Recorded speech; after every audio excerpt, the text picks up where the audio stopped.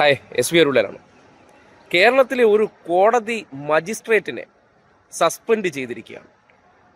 ഞെട്ടിക്കുന്ന വാർത്തയല്ലേ? അതായത് നമ്മുടെ നാട്ടിൽ നിയമം ലംഘിക്കപ്പെടുന്നു അല്ലെങ്കിൽ നീതി നിഷേധിക്കപ്പെടുന്നവർക്ക് നീതി ഉറപ്പാക്കേണ്ട ഇടങ്ങളാണ് കോടതികൾ.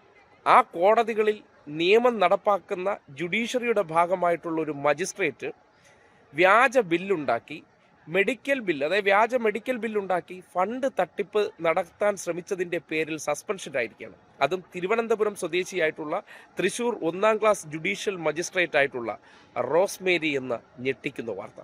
നമ്മൾ തട്ടിപ്പിനിരയായാൽ നമുക്കൊരു പരാതി ഉണ്ടെങ്കിൽ നിയമപരമായാണ് നീങ്ങാറ്. നമ്മൾ ഈ കേസ് പരിഗണിക്കുന്ന മജിസ്ട്രേറ്റിനെ ഒരു തെറ്റും ചെയ്യാത്ത നീതിമാനായ ആളെയാണ് നമ്മൾ എപ്പോഴും കാണാറുള്ളത്, പരിഗണിക്കാറുള്ളത്. പക്ഷേ പുറത്തു വരുന്ന ചില വാർത്തകൾ നമ്മളെ ഞെട്ടിക്കുന്നതാണ്.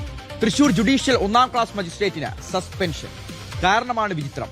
വ്യാജ മെഡിക്കൽ ബില്ല് നൽകി പണം തട്ടാൻ ശ്രമിച്ചതിനാണ് നടപടി. തിരുവനന്തപുരം സ്വദേശി ടിയാറ റോസ്മേരിയാണ് സസ്പെൻഷനിലായത്. ഹൈക്കോടതി ജില്ലാ ജുഡീഷ്യറിയുടെ ചുമതലയുള്ള രജിസ്ട്രാറുടേതാണ് ഈ നടപടി.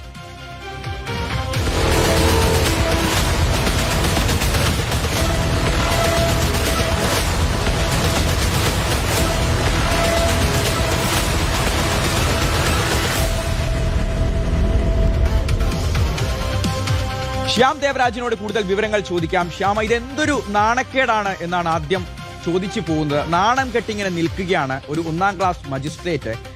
നീതിന്യായ സംവിധാനത്തിന്റെ ഉന്നതിയിൽ നിൽക്കുന്ന ഒരു വ്യക്തിയാണ്. ഇങ്ങനെ ചെയ്യുമെന്ന് ആരും പ്രതീക്ഷിക്കുന്നതല്ല. ചെറിയ തുകയ്ക്ക് വേണ്ടിയാണ് കള്ള ബില്ലുണ്ടാക്കി പണം തട്ടാനുള്ള ശ്രമം നടത്തിയത്. ഇപ്പോൾ കുടുങ്ങി, നടപടി നേരിടാൻ പോകുന്നു. എന്താണ് സംഭവിച്ചത്? എന്തിനാണ് ഈ തട്ടിപ്പ് നടത്തിയത്? ശ്യാം, ഷിയാസ്, അങ്ങേയറ്റം നാണം കെട്ട ഒരു സസ്പെൻഷനാണ് ഇത്. കാരണം ഇത് സാമ്പത്തിക തട്ടിപ്പിന്റെ പേരിലാണ് ഒരു മുനിസിപ്പൽ മജിസ്ട്രേറ്റ് സസ്പെൻഷനിലായിരിക്കുന്നത്. തൃശൂർ 3ാം അഡീഷണൽ മജിസ്ട്രേറ്റ് ടിയാറ റോസ്മേരിയാണ് ഈ രീതിയിൽ സസ്പെൻഷനിലായിരിക്കുന്നത്. വ്യാജ മെഡിക്കൽ ബിൽ നൽകി തുക റീഇംബേഴ്സ് ചെയ്തെടുക്കാനായിരുന്നു ശ്രമം. ഏതാണ്ട് 30,000 രൂപയുടെ തുകയാണ് ഈ രീതിയിൽ മാറിയെടുക്കാൻ വേണ്ടി ശ്രമിച്ചത്. ജില്ലാ ജുഡീഷ്യറിയുടെ ചുമതലയുള്ള രജിസ്ട്രാറാണ് ടിയാറ റോസ്മേരിയെ സസ്പെൻഡ് ചെയ്തത്.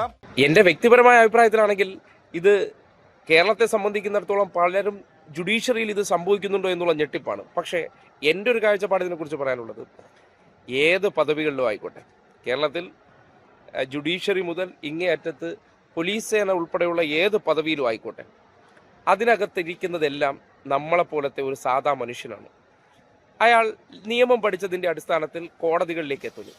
കോടതികളിൽ ജഡ്ജിയുടെ കസേരയിൽ ഇരുന്നു എന്ന് കരുതിക്കൊണ്ട് ഒരു മനുഷ്യനും കൃത്രിമമായിട്ട് ചില മാറ്റങ്ങൾ പ്രകടിപ്പിക്കുന്നതിനപ്പുറം, ഭൂരിപക്ഷം പേരും അങ്ങനെയല്ല എന്നല്ല, എന്നിരുന്നാലും ഞാൻ പറയുന്ന ഒരു മനുഷ്യൻ എന്താണെന്ന് നമ്മൾ തിരിച്ചറിയേണ്ട ഒരു റിയാലിറ്റി ഉണ്ട്. ഓരോ പദവികളിൽ ഇരിക്കുമ്പോൾ നമ്മൾ കരുതും, ഇവർ മഹത്തരമായിട്ടുള്ള ചിന്തകളാണെന്ന്. ഒരിക്കലുമല്ല. നിങ്ങൾക്ക് എന്തൊക്കെയുണ്ടോ മാനസിക വികാരങ്ങൾ, വിചാരങ്ങൾ, ഇതെല്ലാം ഉള്ളൊരു മനുഷ്യനാണ് ഏത് പദവിയിലായിരുന്നാലും ശരി. അത് മജിസ്ട്രേറ്റോ, ജഡ്ജിയോ, സുപ്രീം കോടതി ജഡ്ജിയോ, പ്രധാനമന്ത്രിയോ, മുഖ്യമന്ത്രിയോ ആരോ ആയിക്കോട്ടെ, അവരെല്ലാവരും കോമൺ മനുഷ്യരാണ്. ആ മനുഷ്യർക്ക് ചില താല്പര്യങ്ങൾ കൂടുവന്നേ.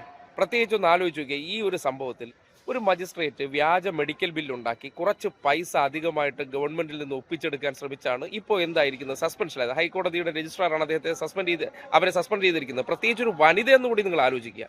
ഒരു വനിതയായിട്ടുള്ള വ്യക്തിക്ക് പോലും സാമ്പത്തികത്തിന് ഇത്ര താല്പര്യം എന്ന് പറഞ്ഞാൽ, ജഡ്ജി എന്നുള്ള നിലയ്ക്ക് ഇരിക്കുന്ന സന്ദർഭത്തിൽ അവരെ മുന്നിലേക്ക് വരുന്ന ഏതെങ്കിലും ഒരു പ്രമാദമായ കേസോ മറ്റ് കേസുകളിലൊക്കെ സാമ്പത്തികമുള്ള ഒരു ഇടത്തേക്ക് ഒരു ചായ്വ് വരില്ല എന്ന് എങ്ങനെയാണ് പറയാൻ കഴിയുക?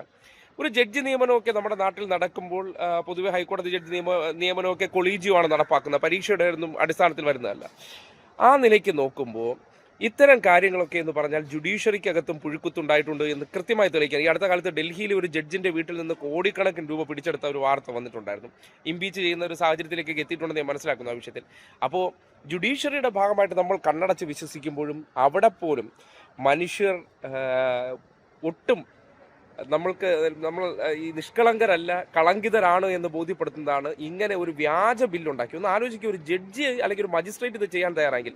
കാര്യം അവർ 10 വർഷത്തെ അഭിഭാഷക എക്സ്പീരിയൻസിന് ശേഷമാണല്ലോ ഇതിലേക്ക് പോകുന്നത്.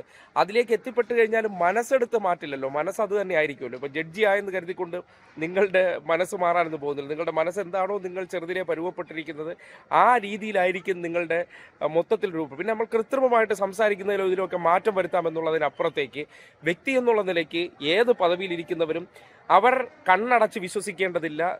നമ്മൾ ബാബറി മസ്ജിദ് വിധി വന്നപ്പോഴ സമയത്ത് സ്വരാജ് പറഞ്ഞൊരു വാചകം ഇവിടെ പ്രസക്തമാകുകയാണ്. നിഷ്കളങ്കരെ മറിച്ചൊരു വിധി നിങ്ങൾ ഈ കാലത്ത് പ്രതീക്ഷിച്ചിരുന്നോ എന്ന് പറയുന്നത് പോലെ അത്രമാത്രം സ്വാധീനിക്കപ്പെട്ടവരാണ്, അത്രമാത്രം കളങ്കിത മനസ്സുള്ളവരും ജഡ്ജി സമൂഹത്തിനിടയിൽ ഉണ്ട് എന്നുള്ളതിൻ്റെ ഞെട്ടിക്കുന്നതാണ് ഈ റോസ് മേരിക്കെതിരെയുള്ള ഈ സസ്പെൻഷൻ നടപടി എന്ന് പറയുന്നത്. ഇവരെയൊക്കെ ഇനിയും തുടരാൻ അനുവദിക്കുമോ എന്നുള്ളതാണ്. ഇങ്ങനെ കൃത്രിമത്വം കാണിക്കുന്ന വ്യക്തികൾ അവരുടെ മുന്നിൽ വരുന്ന കേസുകളിൽ എങ്ങനെയായിരിക്കും പരിഗണിക്കുന്നത്? അപ്പോൾ മജിസ്ട്രേറ്റിന്റെ ഉള്ളിലും, അതായത് വേലി തന്നെ വിളവ് തിന്നുന്നവരുണ്ട് എന്നുള്ളതിന്റെ തെളിവ് കൂടിയാണ്. അപ്പോൾ മനസ്സിലാക്കേണ്ടത് സമസ്ത മേഖലയിലും മനുഷ്യരാണുള്ളത്. ആ മനുഷ്യരുടെ പൊതുവായിട്ടുള്ള രീതികൾ എന്തൊക്കെയാണോ അത് മജിസ്ട്രേറ്റ് ആയാലും ജഡ്ജിയല്ല ഇനി ഏത് പദവിയിലെത്തിയാലും മാറുന്നില്ല എന്നതിൻ്റെ തെളിവാണ് ഇങ്ങനെ ഒരു വ്യാജ ബില്ലുണ്ടാക്കിയ ഒരു മജിസ്ട്രേറ്റ് പണം തട്ടിക്കാൻ ശ്രമിച്ചതിൻ്റെ പേരിൽ സസ്പെൻഷനിലായിരിക്കുന്നു എന്ന് കൃത്യമായി പറയേണ്ടി വരികയാണ്.